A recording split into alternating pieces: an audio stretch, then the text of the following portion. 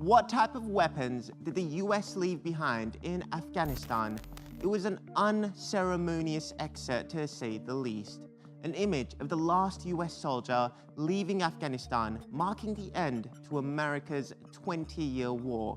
And with the chaotic and ill-planned withdrawal complete, many are now asking, what did the world's most powerful military leave behind? Oh.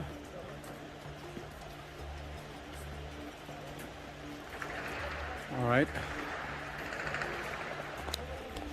We're here right now with the Taliban as they enter into what was only minutes ago, it was an American-controlled portion of the military airport. Now they're taking over.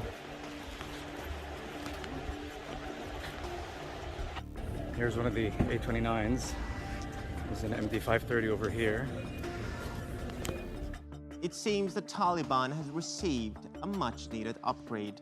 As the Afghan army melted away in just days, billions of dollars of US military equipment was abandoned. For nearly 20 years, the US has been arming and equipping an Afghan military that US President Joe Biden says was 300,000 strong. And now a big portion of that is in the hands of the Taliban.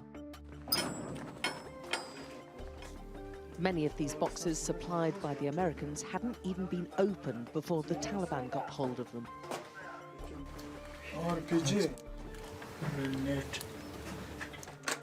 Whoa.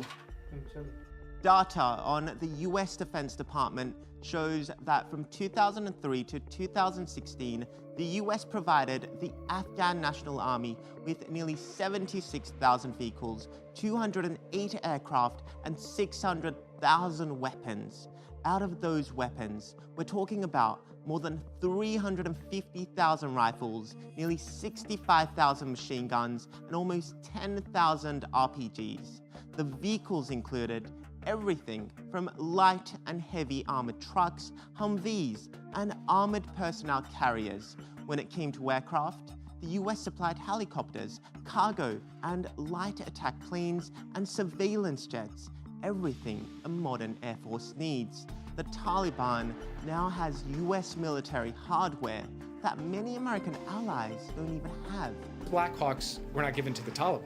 They were given to the Afghan National Security Forces to be able to defend themselves at the specific request of President Ghani, who came to the Oval Office and asked for additional air capability, among other things.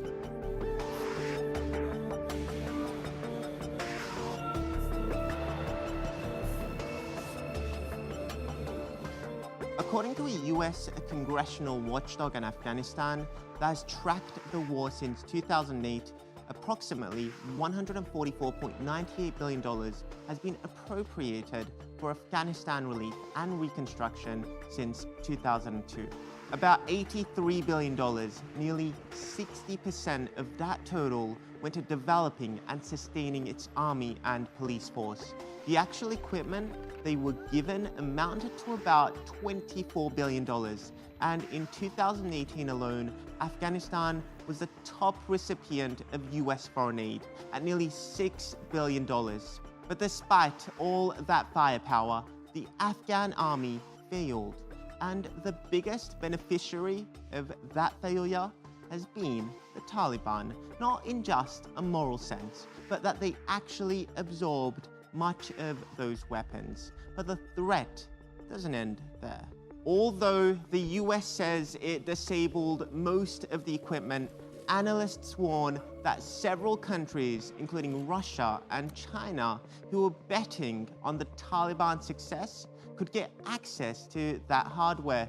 And if history is any guide, mismanaging the allocation of weapons could have generational consequences. Take Daesh. Many argue that their rapid advancement through Syria and Iraq in 2015 was fueled by the US weapons it seized from the Iraqi army. What surprised us, certainly from a military perspective, was how quickly they moved into Mosul over the summer, how fast that went, their progress up north, as well as just the way 4 or 5 Iraqi divisions kind of melted away.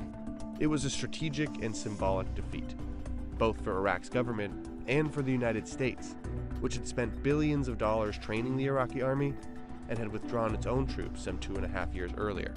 Oliver Sprague, the Arms Program Director at Amnesty International, explains decades of free-flowing arms into Iraq meant that when IS took control of these areas, they were like children in a sweet shop.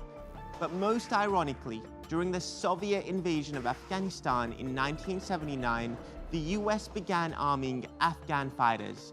The weapons and training they received would lay the foundation for the rise of the Taliban and their Al-Qaeda allies, who went on to launch the September 11 attacks. So it seems the US is back where it started. The Taliban are back in power and are now stronger than ever, thanks in large part to the very weapons they thought would be used to defeat them.